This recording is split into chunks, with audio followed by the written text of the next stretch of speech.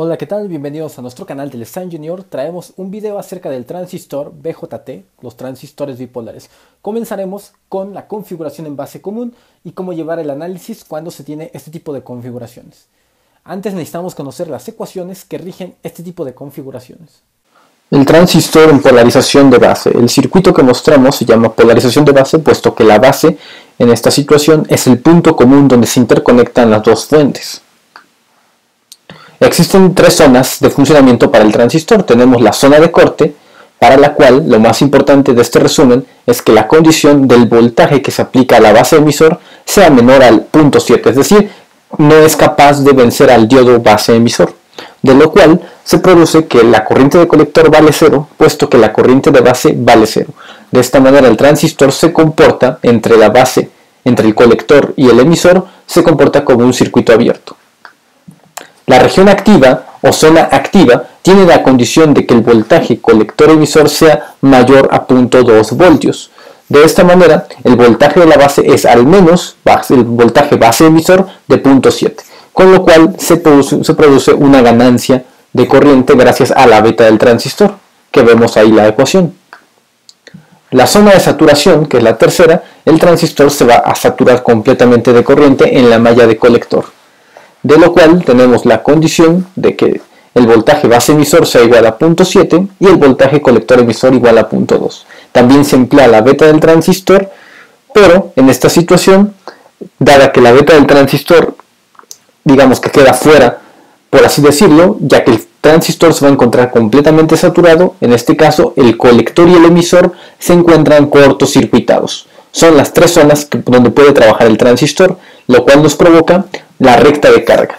La recta de carga es un instrumento para saber en qué zona se encuentra trabajando un transistor, ya sea en zona de corte, saturación o activa. El punto Q de trabajo tiene las coordenadas corriente de colector y voltaje colector emisor. Los pasos para analizar un circuito en polarización de base serían los siguientes: aplicar ley de voltajes de Kirchhoff a la malla de la base y obtener la corriente de la base. Número 2, usar la ganancia para poder calcular la corriente de colector. Luego, aplicar ley de voltajes de Kirchhoff a la malla de colector. Y finalmente, obtener el voltaje colector emisor.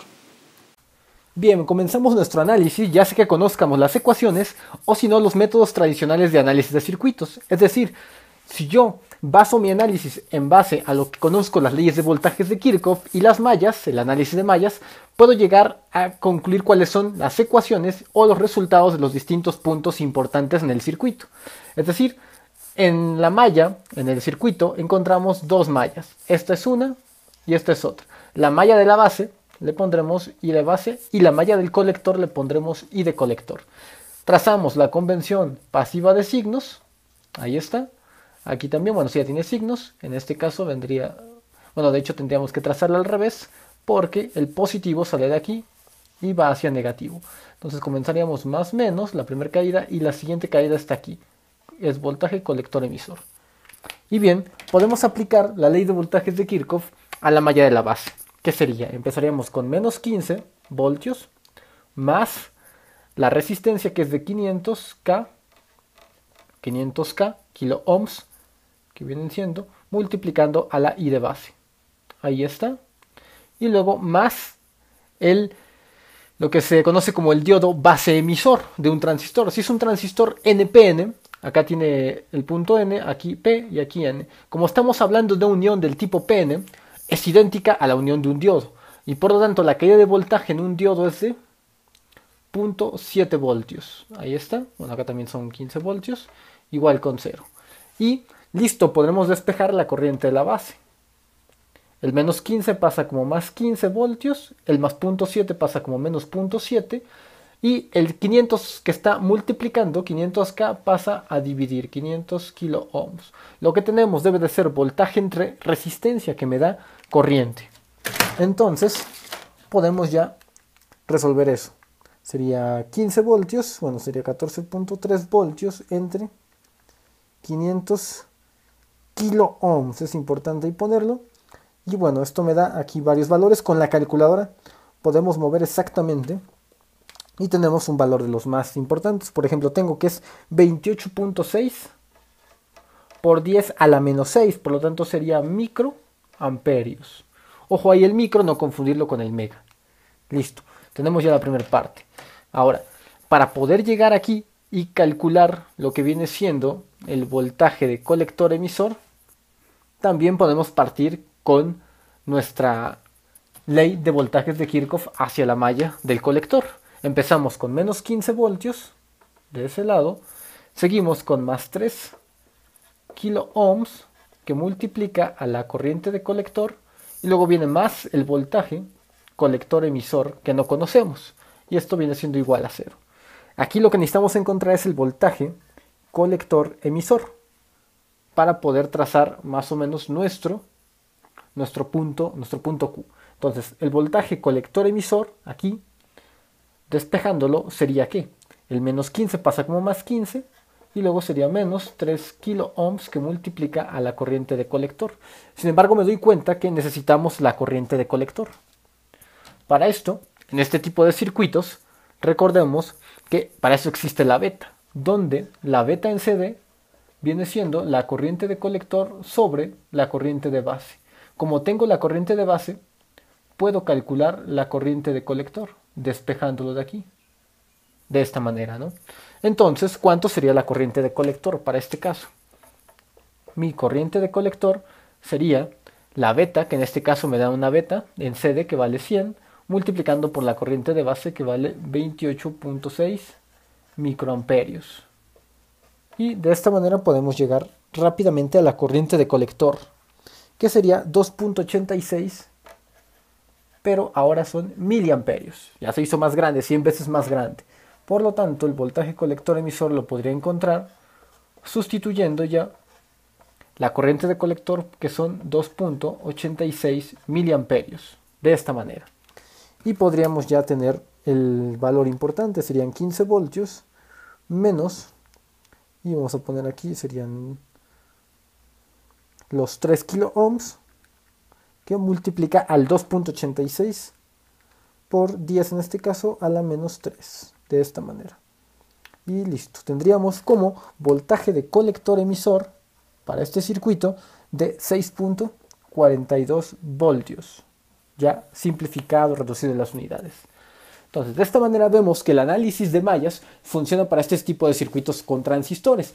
Podríamos bien aprendernos nada más esta ecuación, esta de aquí, bueno, sí, prácticamente esta de aquí, y lo que viene siendo esta ecuación ya despejada del colector, cómo deberíamos de voltaje colector emisor, cómo deberíamos calcularlo. Es decir, las ecuaciones importantes del transistor en configuración de base. Con esto tenemos ya ciertos parámetros. Ahora, para saber cómo trabaja en corte o en saturación, necesitamos considerar lo siguiente. Vamos a verlo.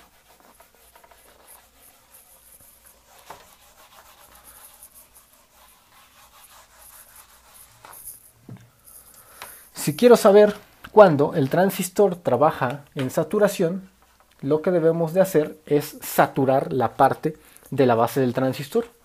Y de esta manera, saturando la parte de la base del transistor, lo que estoy haciendo es prácticamente transformar, si está saturado, es transformar el voltaje colector emisor a un cortocircuito. Quiere decir que va a haber un cortocircuito exacto aquí, y ese cortocircuito pues vale 0.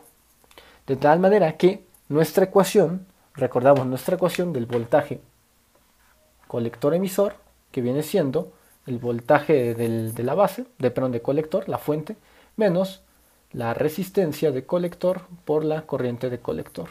Como ahora es la corriente de colector en saturación, se va a llamar así, el voltaje colector emisor automáticamente se transforma en un cortocircuito, es decir, en un 0, y este valor pues pasa positivamente de este lado.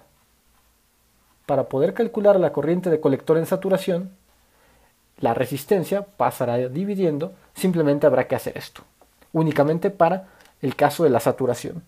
Entonces, de esta manera me doy cuenta que la corriente de colector en saturación para este circuito vale 15 voltios entre 3 kilo ohms.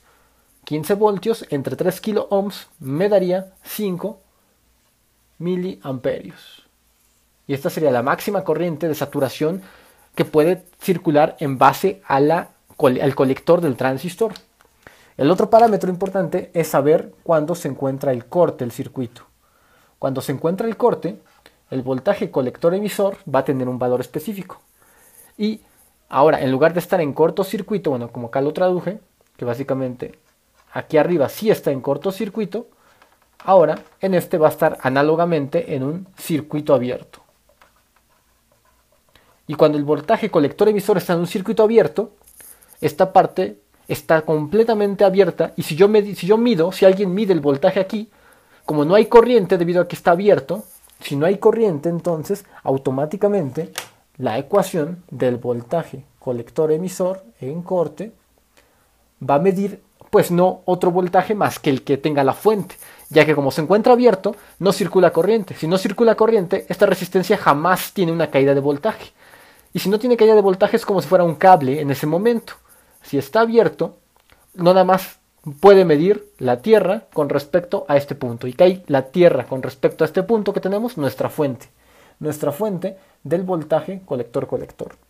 Por lo tanto, para este caso, nuestro voltaje de colector-emisor en corte que vamos a poder encontrar va a ser máximo, pues el de la fuente, que son 15 voltios. Y ya está. Con esto podemos trazar nuestra recta de carga. ¿Qué son los puntos importantes? ¿Para qué nos sirve una recta de carga? Para saber exactamente cuál es el funcionamiento óptimo del transistor, en qué punto está trabajando. La recta de carga básicamente lo que hace es medir de un lado la corriente de colector y del otro lado el voltaje base emisor. Quedamos que cuando está en corte prácticamente va a estar el voltaje colector emisor aquí en 15 voltios. Entonces acá está prácticamente 15 voltios, es nuestra zona de corte. Mientras que en saturación va a estar en 5 miliamperios. Supongamos que está aquí, 5 miliamperios, y esto va a ser la corriente de colector en saturación.